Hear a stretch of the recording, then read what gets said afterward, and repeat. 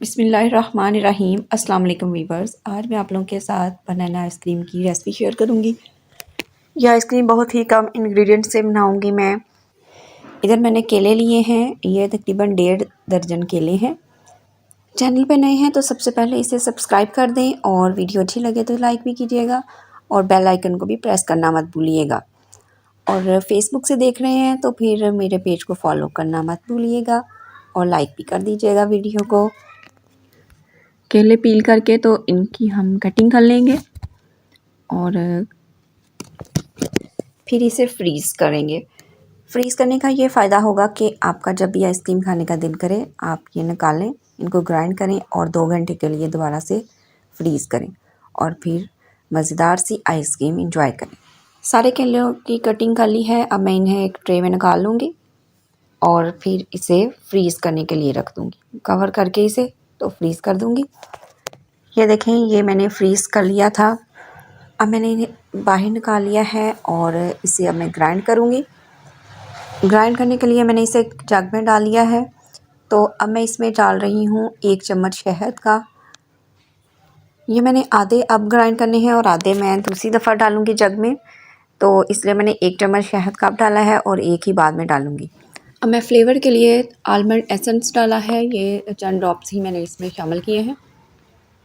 इससे ये हुआ कि जो केले मैश करने का जो फ्लेवर होता है वो थोड़ा चेंज हो जाएगा, वरना तो ऐसे ही लगेगा कि जैसे केला मैश करके खा रहे हैं। इससे फ्लेवर थोड़ा सा इन्हेंस हो जाएगा। ये देखिए, अब ब्लेंड होके स्मूथ साइज़ का पेस्ट बन चुका है। तो अब मैं इसको किसी भी बर्तन में निकाल लूँगी जमाने के लिए, जिसमें जमाना हो उसमें इसको निकाल लेंगे और अच्छे से सेट कर लेंगे।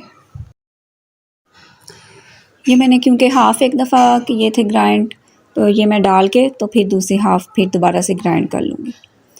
अच्छा, अब मैं इसके ऊपर डाल रही हूँ, क्योंकि मैंने पहले भी आलमंड एसेंस डाला है तो फिर थोड़े से आलमंड मैंने चॉप कर लिए हैं, वो इसमें डाल रही हूँ। आप चाहें तो इसमें काजू और पिस्ते वगैरह भी डाल सकते हैं, लेकिन मैं आलमंड का ही फ्लेवर इसमें रखना चाहती हूँ तो इसलिए सिर्फ यही डाले हैं। इनको थोड़ा सा मिक्स कर लूँगी ताकि सारे में मिक्स हो जाए अच्छे से।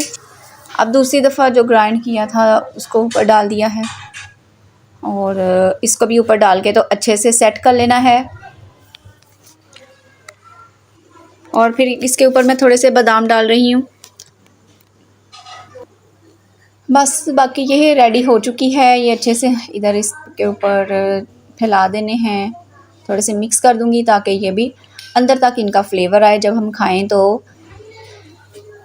अब बस अच्छे से मिक्स हो चुकी है। इसके बाद थोड़े से बादाम इसके ऊपर भी फैला देंगे ताकि ऊपर से भी अच्छी सी डेकोरेशन हो जाए और फिर इसे फ्रीज़र में रख देंगे। बस अब ये रेडी है। फ्रीज़र में मैं इसके रख दूँगी, रात को रख दूँगी, सुबह इसको निकालूँगी।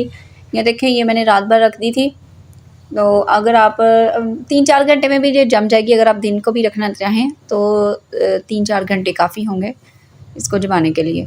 बहुत ज़्यादा गर्मी अगर ना हो तो मेरा ख़्याल है कि ये 2 घंटे में भी रेडी हो सकती है। तो ये आप चेक कर लीजिएगा 2 घंटे बाद के, अगर ये सेट हो जाए तो निकाल लें, अदरवाइज़ थोड़ा सा और जमने के लिए रख दें। बस अभी इसको मैं निकाल लूँगी, डिश आउट करूँगी।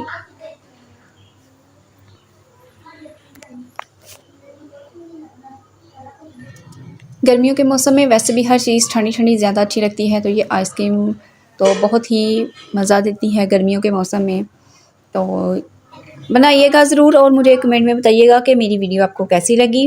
अब मैं इजाज़त चाहती हूँ। नेक्स्ट वीडियो तक के लिए दुआ में याद रखिएगा। अपना बहुत सारा ख्याल रखिएगा। अल्लाह हाफ़िज़।